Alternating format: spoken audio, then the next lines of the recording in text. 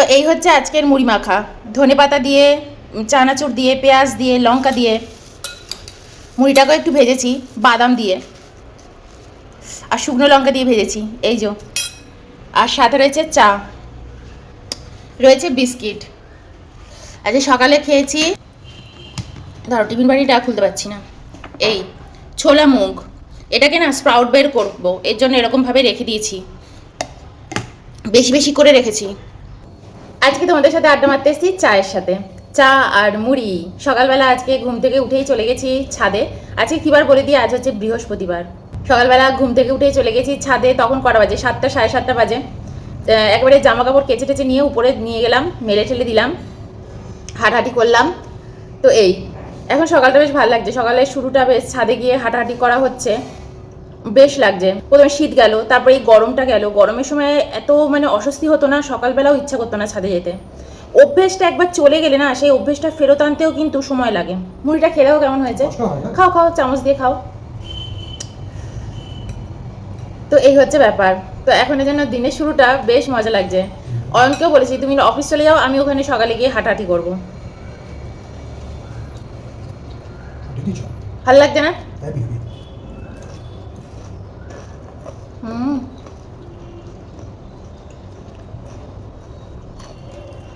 মুড়ি মাখা সকালে আমাদের মুড়ি না হলে না। একদিন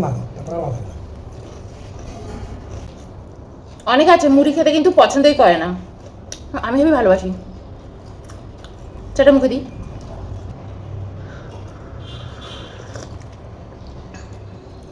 সবার আগে বলে রাখি কয়েকটা কথা। আমার এখন দুটো চ্যানেল। একটা হচ্ছে খাওয়ার চ্যানেল, ওই চ্যানেলটাতে আগে কিন্তু আমি ব্লগিং করতাম।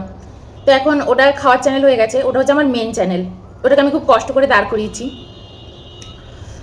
আর পাশে আমি এই চ্যানেলটাও রেখেছি। এই চ্যানেলে আমি ব্লগ করব, গল্প করব, যেটা আমার ভালো লাগবে সেটাই আমি করব। সাইডে এটা রেখেছি। তার সাথে টুকটাক খাওয়া দাওয়া এটা ওটা থাকবেই, কারণ আমি খাওয়ার টেবিলে বসে বসেই তোমাদের সাথে গল্পও করি। ব্রেকফাস্টে কী খাচ্ছি সেটা নিয়ে বসি, তোমাদের সাথে আড্ডা মারি। বা সন্ধ্যেবেলা তো আমার খাওয়ার কোনো পাটও থাকে না, তাই সন্ধ্যেবেলাও সেরকম হলে চপ মুড়ি নিয়ে হয়তো আড্ডা মারতাম।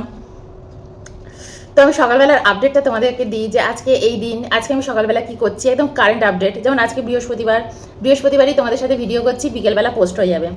তো এটা আমার কী হচ্ছে, সবসময় কিন্তু ভিডিও যায় না, কারণ আমি সবসময় ভিডিও করতেও পারি না, এক একদিন অনেক কাজ থাকে, কাজের মধ্যে থাকি।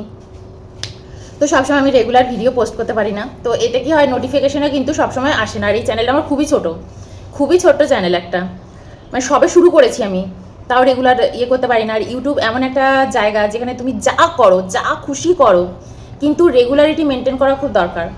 আমার পক্ষে হয়ে ওঠে না। তো আমি তোমাদের অলরেডি বলেছি আমি ছোট ছোট আপডেট রাখবো তোমাদের সামনে। তো তোমরা অনেকে আমাকে বলেছো, দু একজন বলেছো, যে আগেও বলেছো যে তোমার কোনো ভিডিও সামনে আসে না।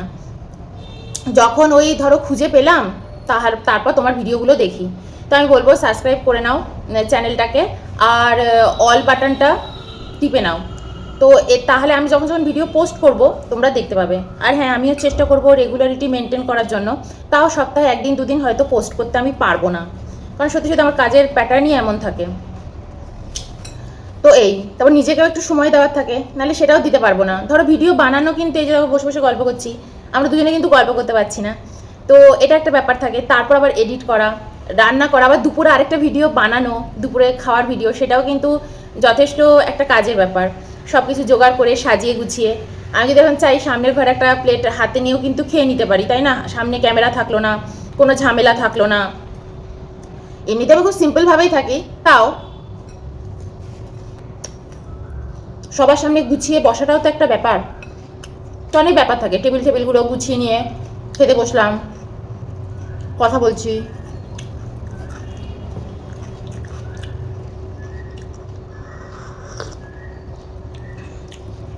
তো এই হচ্ছে ব্যাপার।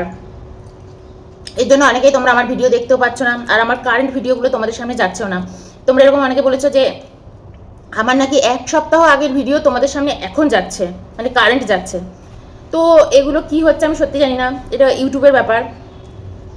তোমরা দুটো চ্যানেলে এসেই বলেছো আগের ভিডিওগুলো তোমরা এখন দেখতে পাচ্ছ এই চ্যানেলের। গল্প করছি, আড্ডা মারছি, সেই কবে আড্ডা মেরেছি, গল্প করেছি, সেগুলো তোমরা নাকি এখন পাচ্ছ নোটিফিকেশান। তো এটাই বলবো, সাবস্ক্রাইব করে রেখে দাও। এই আর আমি নিয়মিত ব্লগ যখন একদম নিয়মিত হতে থাকবো, তখন আস্তে আস্তে সবার কাছেই যাবে, তাই না? নোটিফিকেশান সবার কাছেই যেতে থাকবে। আর যেহেতু এখন আমার চ্যানেলটা এতটাই ছোট, তার জন্য ইউটিউবেও ওইভাবে এখন ছাড়ে না। ইভেন আমার খাওয়ার চ্যানেলটাতেও কিন্তু ইউটিউব খুব করে রাখছে, ওটাও সবার কাছে গিয়ে পৌঁছচ্ছে না ভিডিও। ওখানেও তোমরা আমাকে জানিয়েছো যে ওখানেও তোমরা ভিডিও পাও না নিয়মিত। তো এটা বলবো, এইটুকুই আমি জানি, আর বাকি আমি সত্যি জানি না। তবে আমি চেষ্টা করবো এই চ্যানেলের জন্য এবার রেগুলার একটু ভিডিও বানাতে, নইলে আমিও খুব পিছিয়ে পড়ছি। শুকনো লঙ্কা দিয়েছি মুড়ির মধ্যে। আর এই চ্যানেলে কমেন্টও না ঠিকঠাকভাবে ঢোকে না। তোমরা অনেক সময় বলো এরকম কিছু বলেছিলে বা কিছু বলেছিলে, আমি কোনো উত্তর দিইনি, এমন কোনো ব্যাপার নেই। আমার কমেন্টগুলো আমি দেখতেই পারি না, ওগুলো স্টুডিওতে যখন ঢুকি তখন হঠাৎ করে বেরিয়ে আসে যে এই একটা দুটো কমেন্ট, কিন্তু সেটাও আমি দেখতে পাই 2-3 দিন বাদে। হয়তো কমেন্ট আমি অনেকে দেখতেই পাই না, এই একটা বিষয়, ঢোকেই না ওটা এসে। হয়তো রিফ্রেশ করা থাকে আমার ইয়েগুলো, যে বাজে কমেন্ট যেন না ঢোকে। আর কিছু বাজে কমেন্ট ঢোকে, সেগুলো আমি উড়িয়ে দিই, সেগুলো আমি রাখি না আমার কমেন্ট সেকশনে। কারণ আমি মনে করি আমার চ্যানেলে যদি 10টা লোকও আমাকে দেখে, তারা আমাকে ভালোবেসেই দেখুক। যাদের আমাকে পছন্দ নয়, তারা রোজ রোজ এসে আমাকে আজে বাজে কথা বলবে, সেটা যেন না করে, এটাই আমি চাই। তো এর জন্য আমি কোনো বাজে রাখি না, কোনো বাজে কমেন্ট, কোনো বাজে কথা। একটা মাছি খুব ডিস্টার্ব করছে, মাছিটা আবার এসছে, এই একটা মাছি খুব ডিস্টার্ব করে।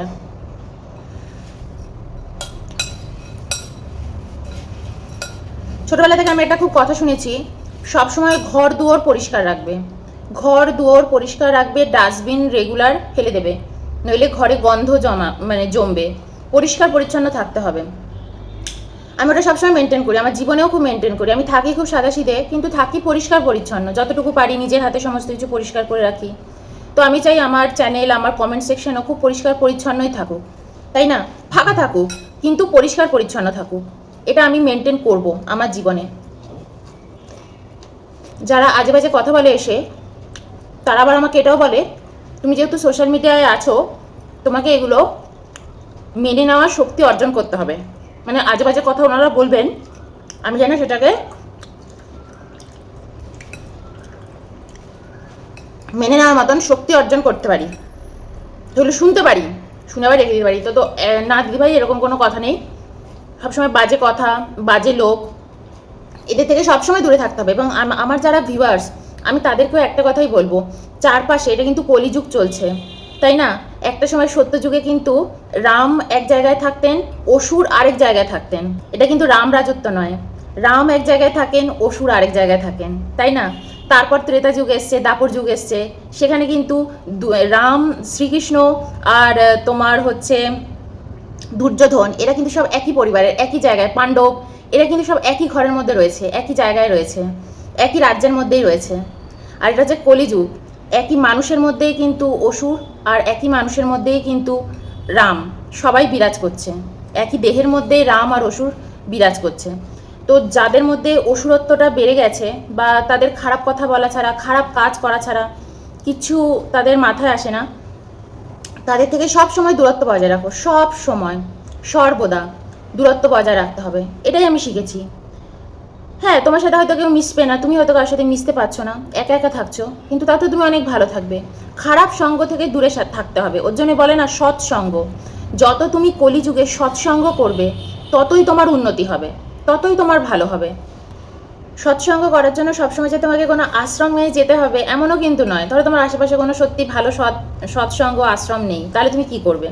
তুমি তো বাড়িতে বসেও তুমি সৎসঙ্গ নিজের মনে মনেও করতে পারো, ভালো চ্যান্ট করতে পারো, ভালো কথা শুনতে পারো, ভালো গান শুনতে পারো। ইউটিউবে তো এখন সব কিছু শোনার ব্যবস্থা আছে, সেগুলো তুমি করতে পারো। গীতা পাঠ করতে পারো। আমি আর অয়না তো সন্ধ্যেবেলার দিকে যখন কোনো কাজ থাকে না, মন ভালো থাকে না, আমি আর অয়না কিন্তু দুজনে মিলে গীতা পাঠ করি। তো আমি তোমাদের দেখাবো কোন গীতা পাঠ করি, পরে কখনো দেখাবো, এখন খেতে খেতে তো দেখাবো না, তো পরে কোনো দিন দেখাবো। তো আমরা ওই গীতা, আমরা যেন কোন গীতা পাঠ করি, আমরা কিন্তু ইস্কন থেকে আনা গীতা পাঠ করি না, অন্য গীতা, গীতা প্রেস, অথেন্টিক যে গীতা প্রেস, ওখানে ওই গীতা আমরা পাঠ করি। একদিন তোমাদের দেখাবো। মম অ্যান্ড বিস্কিট, এটা একটু খাই চা দিয়ে। এই যে এটা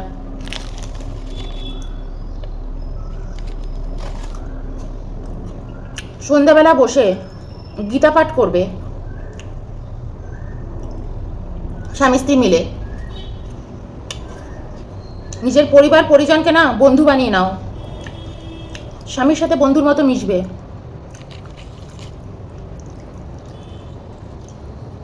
আমি দেখেছি যাদের জীবন খুব খোকলা হয় তারাই একমাত্র অন্যদের আজে বাজে কথা বলে এসে, আদারওয়াইজ কেউ বলে না। অনেকে বলে ফার্স্ট্রেশন, তো তাই বলে। ফার্স্ট্রেশন সবার মধ্যে থাকে, আমাদের মধ্যেও ফার্স্ট্রেশন থাকে। ফার্স্ট্রেশন থাকলেই লোকে খারাপ কথা বলে না এসে, ওটা স্বভাব। তো গীতা পাঠ করবে। আমি তো অনেক সময় দেখি আশ্রমে গিয়ে, সৎসঙ্গে আশ্রমে গিয়েও ওখানে আজে বাজে আলোচনা চলছে।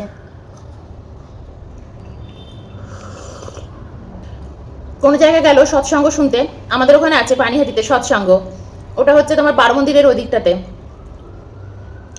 গেছে সৎসঙ্গে, বসে বসে বৌমার নিন্দা করছে, শাশুড়ির নিন্দা করছে, এগুলো করছে। সমস্যা থাকতেই পারে, সমস্যা নিয়ে সব জায়গায় তুমি আলোচনা করতে পারো না। উল্টে তুমি আলোচনা না করে যদি সত্যি সত্যি সৎসঙ্গে গিয়ে ভালো ভালো আলোচনা করো না, দেখবে তুমি বাড়িতে এসেও না ওই শাশুড়ি বা ওই বৌমার সাথেও তোমার ভালো করে কথা বলতে ইচ্ছা করছে। কারণ বলো তো, তোমার ব্রেনটা তো অনেকটা রিলিভ হয়ে গেছে, তুমি ওই আলোচনার থেকেই বেরিয়ে গেছো। তুমি ওই সমস্যা থেকে কিছুক্ষণের জন্য, 1-2 ঘন্টার জন্য অনেক দূরে চলে গেছো। ওখানে উল্টে ঈশ্বরের কাছে বলা উচিত যে আমার জীবনে যে সমস্যাগুলো আসছে, আমার শাশুড়ি আমার সাথে যে ব্যবহারগুলো করছেন, উনি যেন আমার সাথে ভদ্র ব্যবহার করেন, উনি যেন আমার সাথে ঠিকঠাক ব্যবহার করেন। আমি এমন কি করব ঠাকুর যাতে আমি ওনার মন পেতে পারি, যাতে ওনার ভালোবাসা পেতে পারি, তাই না? উল্টে তা না করে আমরা কি করছি, সেটা না করে আমরা কি করছি, ওখানে গিয়ে সৎসঙ্গে গিয়ে অন্য আমার মতন আরেকজন কেউ, তাকে বসে বসে আমার সংসারের গল্প করছি। এদিকে সামনে ঠাকুরের মূর্তি, তাকে কিন্তু আমরা তার দিকে ফিরেও তাকাচ্ছি না, লোকে জানছে আমরা সৎসঙ্গ করে এলাম। ওই মাঝে মাঝে হরি বল হরি বল, হরে কৃষ্ণ বলে একটু চিৎকার সবাই মিলে করলাম, হয়ে গেল আমার সৎসঙ্গ করা। ওটা কিন্তু সৎসঙ্গ নয়। ঈশ্বরের জায়গায় গিয়ে তোমার তো সবচেয়ে এইটাই বেশি চান্স না, ওখানে গিয়ে মনের কথা বলো যে আমার পরিবারে এই সমস্যা চলছে, আমার স্বামীর এই সমস্যা চলছে, আমার আমার বাচ্চাদের এই সমস্যা চলছে, তুমি আমাকে সেখান থেকে উদ্ধার করো, তুমি আমাকে রাস্তা দেখাও প্রভু। ওখানে যদি তুমি 8 ঘন্টা বসে থাকো, 8 ঘন্টায় তুমি ওই প্রভুর সাথে কথা বলো, ঠাকুরের সাথে কথা বলো যে আমাকে রাস্তা দেখাও। আমি নিজে দেখেছি আমাদের ওখানে, আমি যখন ছোটোবেলায় যেতাম, কলেজ টাইমে যেতাম, আমি তো স্কুল লাইফ থেকেই যেতাম, কিন্তু তখন অত বুঝতাম না, কিন্তু কলেজ টাইমে যখন যেতাম তখন খুব বুঝতাম। বসে বসে শুধু গল্প শুধু গল্প। বয়স্ক বয়স্ক মহিলারা বলছে সৎসঙ্গে যাচ্ছি, বিকেলবেলা বা 4টে 4:30 বাজলেই দৌড়, কোথায় যাচ্ছে না সৎসঙ্গে যাচ্ছি। ওখানে বসে শুরু হয়ে গেল, এই তো দোতলা করলাম, খুব কষ্ট করে দোতলাটা করলাম, ছোট ছেলের যখন বিয়ে দেব তখন ভাবছি, তার পাশের জন বলছে যখন ছোট ছেলের বিয়ে দেবে তখন দেখবে তোমার ঘরটা পুরো ভরে যাবে, মেয়ের বাড়ি থেকে সব জিনিসপত্র আসবে, তোমার ঘর পুরো ভরে যাবে, এইসব গল্প চলছে সৎসঙ্গে গিয়ে। তারপর যখন মেয়ে বাড়িতে এলো তখন বলছে না আমার সংসারে কি অশান্তি, আমার একদম ভালো লাগছে না ওই বৌমাকে, আমার কোনো কথা শুনছে না, সবার আগে খাবার খেয়ে নিচ্ছে, সবার, এগুলো হচ্ছে তাদের আলোচনা। বৌমা এসে সবার আগে নাকি খাবার খেয়ে নিচ্ছে, আমি নিজে শুনেছি। ওখানে যখন যেতাম আনন্দময়ী মায়ের আশ্রমে, ওখানে বসে বসে শুনতাম, বেশ এন্টারটেন হতো। কিন্তু আমারও ওই সময়টা তো আমার কোনো ব্যাপার ছিল না, আমি মনে মনে ভাবছি বাবা রে, কোনো বাড়িতে আমি যাচ্ছি না। আমি তো ওর জন্য অয়নের সাথে যখনই আমার সম্পর্ক হচ্ছে সবার আগে বলেছি একদম আলাদা থাকবো, বিপদে আপদে দৌড়ে চলে যাও, পাশে থাকো, যাই করো, কিন্তু বিয়ে পর আমাকে নিয়ে আলাদা থাকবে, কারোর সাথে থাকবো না। তারপর আমি এটা কেন খাচ্ছি ওটা কেন খাচ্ছি, ওটা কি অন্য লোকের কাছে গল্প করা। ওই তো দেখলাম 2-3টের সময় লুচি খাচ্ছে বসে বসে, এবার ওখানে গল্প চলছে। আমার বৌমাকে দেখলাম দুপুরবেলা 3টে বাজে হরলিক্স খাচ্ছে। আরে তোমার বৌমার পেটে খিদে রয়েছে, সে খাবে না? তুমি হয়তো তাকে ঠিকঠাক খেতেই দাওনি দুপুরবেলা, তাই সে 3টের সময় বসে হরলিক্সটা বানিয়ে খাচ্ছে, সেটা নিয়ে আলোচনা চলছে যে কি করে বলবো তাকে যে এইগুলো করা চলবে না, এই নিয়ে কথা চলছে। কিন্তু বৌমার বাড়ি থেকে অনেক জিনিসপত্র এসছে, শুরুতেই কিছু বলতে পারছে না। তো আমি ওই সময় থেকে আমার এই অভিজ্ঞতাগুলো আমার আছে যে সৎসঙ্গে বসে বসে তারা এই ধরনের আলোচনা করছে, এটা সৎসঙ্গ নয়। হ্যালোটা তো পাচ্ছে না, সৎসঙ্গে হ্যালোটা নিয়ে নিচ্ছে, অসব আলোচনা চলছে, সবাই দেখছে সৎসঙ্গে যাচ্ছে, ওটা একটা হ্যালো আছে, অয়ন সেটাই বলছে, হ্যালোটা নিচ্ছে।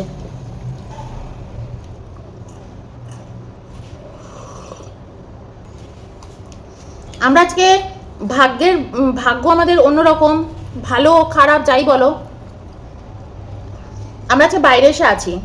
তারপর বাইরে এসে থাকলেই তো সবাই সবাইকে, বা কোথাও আমরা যদি থাকি আমাদের তো কাউকে কৈফিয়ত দিতে হয় না লাইফে, ঠিক কি না? কিন্তু যখন আমরা সোশ্যাল মিডিয়ায় থাকি, তখন কিন্তু 10টা লোক এসে, অচেনা 10টা লোক এসে জিজ্ঞেস করে তোমার পরিবার কোথায়, পরিজন কোথায়, তখন কিন্তু আমরা বলে দেবো আমরা তো বাইরে থাকি, আমাদের পরিবার পরিজন কলকাতায় থাকে, তাই না? কিন্তু আমি তোমাদের আজকে নিজের মন থেকে বলছি, যদি আমরা কলকাতাতেও থাকতাম, আমরা তাহলে আলাদা ভাড়া বাড়ি নিয়ে থাকতাম। আমাদের সেটাই প্ল্যান হয়েছিল। আমি তো জানতাম না যে অয়নের বাইরে চাকরি হয়ে যাবে। তখন তো অয়ন ম্যাকমিলানে চাকরি করতে কলকাতায়, অয়ন তখন ম্যাকমিলানে চাকরি করতো। তখন থেকে আমরা ঠিক করে রেখেছিলাম যে আমরা কলকাতার দিকে, যাতে অফিসের কাছাকাছি আমরা খুব সুন্দর একটা বাড়ি ভাড়া নিয়ে নেব। আমার আবার কলেজের বন্ধুরা তারা আবার ওখানে বাড়িও খুঁজছিল আমরা থাকবো বলে, মনে আছে? খুঁজে দিয়েছিল। আজ সে আবার ক্যালকাটা, এখন তার ক্যালকাটা মনে বলে না, কলকাতা ইউনিভার্সিটির প্রফেসর হয়ে গেছে আমার বন্ধু। ও তো ইয়েও পেয়েছিল না, স্কলারশিপ পেয়েছিল না, মেডেল পেয়েছিল, ফার্স্ট হয়েছিল আমাদের সেই বছর, আমাদের ওই বছর ও আমাদের কলেজ থেকে ফার্স্ট হয়েছিল, আমাদের ডিপার্টমেন্ট থেকে, অনার্স ডিপার্টমেন্ট থেকে গোল্ড মেডেল পেয়েছিল। ও অয়নের জন্য দৌড়ে দৌড়ে আমাদের জন্য বাড়ি খুঁজছে, এখনো প্রফেসর হয়ে গেছে, ভাবো। দেখা তো আর হয় না, অনেক বছর দেখা হয় না, সেই কত বছর, 16-17 বছর। ফেসবুকে বন্ধু আছে, অনেক লেখালেখিও করে, এটা ওটা লেখালেখি করে। তো আমরা সেই সময় হলেও আমরা কিন্তু বাইরে থাকতাম, আলাদাই থাকতাম। সবসময় অসৎ লোকেদের থেকে না দূরে থাকতে হবে, এটাই হচ্ছে কলিযুগ। একা থাকো, ঘরে বসে মেডিটেশন করো, কিন্তু অসৎ সঙ্গে যেও না। এটা আমার নিজের অভিজ্ঞতা, নিজের আমার মানসিকতা বললাম। একটা মেয়ে যখন শ্বশুর বাড়িতে আসে, সে তো জেনে আসে যে আমি অনেকগুলো লোকের সাথে থাকবো, সে অলরেডি মানে ভয় কাটা।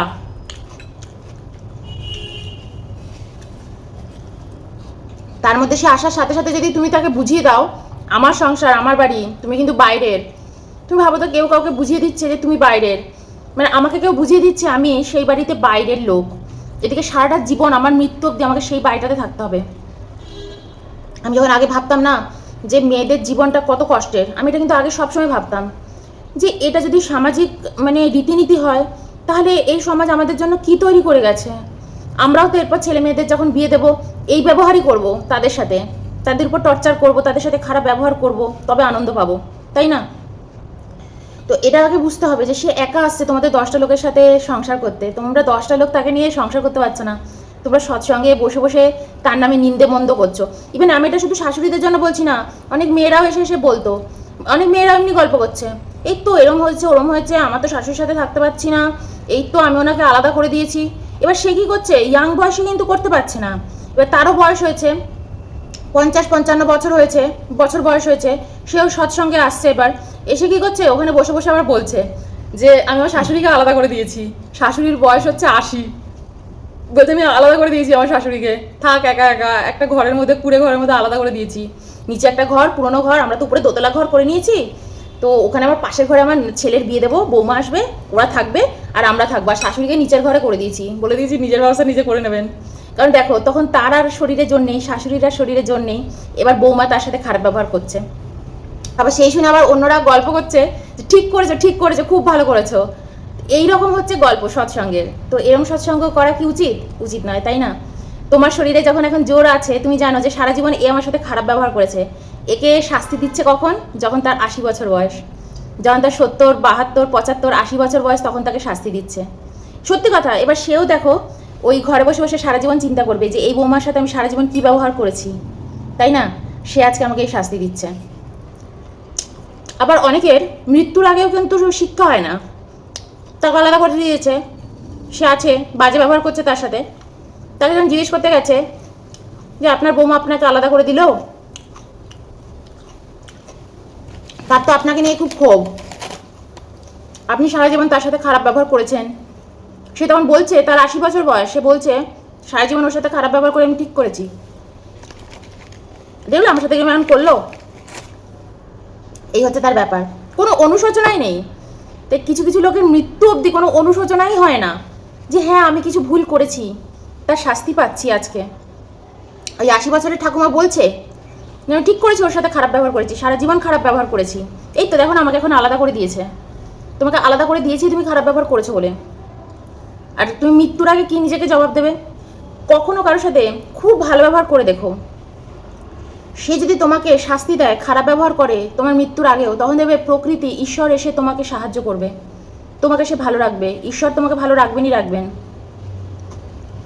কিন্তু তুমি তো নিজেকে বলতে পারবে যে হ্যাঁ আমি কর্ম ভালো করেছি, আমার কর্ম ঠিক ছিল, আমি সারা জীবন ওর সাথে ভালো ব্যবহার করেছি, ও আমার সাথে খারাপ ব্যবহার করেছে, তাই না? তো যাই হোক, আজকে প্রসঙ্গটা অন্যরকম গেল কথাটা।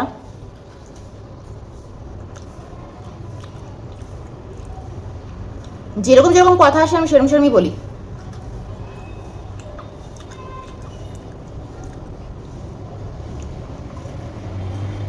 তাই আমি কমেন্ট সেকশন সবসময় পরিষ্কার রাখবো। যারা আমাকে বুঝবে, যারা আমার কথা পছন্দ করবে, তারা আমাকে তো এমনিই শুনতে আসবে, 10টা লোকই শুনুক না, আমার বেশি লোকের দরকার নেই। বেশি লোকের দরকার থাকলে তো আমি অন্য কিছু করতাম। আমি যদি চাইতাম যে অনেক লোক, বেশি বেশি লোক, আমার বেশি বেশি ভিউয়ার্স, তো আমি খাওয়ার চ্যানেলেও অন্য কিছু করতাম, এই চ্যানেলেও অন্য কিছু করতাম। কিন্তু আমি চাই আমার কথা, আমার মনোভাব সেটা প্রকাশ করতে। এক হচ্ছে আমার নিজের ভালো লাগছে, নিজের এন্টারটেনমেন্ট হচ্ছে, দ্বিতীয়ত আমার কথা যে শুনছে তারও কোনো কিছু হচ্ছে, সেও আমার কথা শুনছে, তারও কিছু অজানা তথ্য তার কাছে সামনে আসছে, তারও ভালো লাগছে। আর যার ভালো লাগবে না সে তো শুনবেই না, তাই না? ভিউয়ার্স, প্রচুর ভিউ বাড়ানোর জন্য আমি হলেও অনেক অন্য কিছু দেখাতাম, অন্য কিছু করতাম। আমার এখন যেটা ভালো লাগছে আমি সেটাই করি, সেটাই বলি। এই, যাই হোক, চলো আজকে এইটুকুই থাক। তোমরা যদি চাও সাবস্ক্রাইব করে নাও, আর সাবস্ক্রাইব করো, আর অল বাটনটা ইয়ে করো। এখন তো চ্যানেলটা আমার ছোটো আছে, রেগুলার আমি আসতেও পাচ্ছি না। যত রেগুলার আমি হতে থাকবো ততই আমি ছড়াতে থাকবো। যাই হোক, চলো, বাই।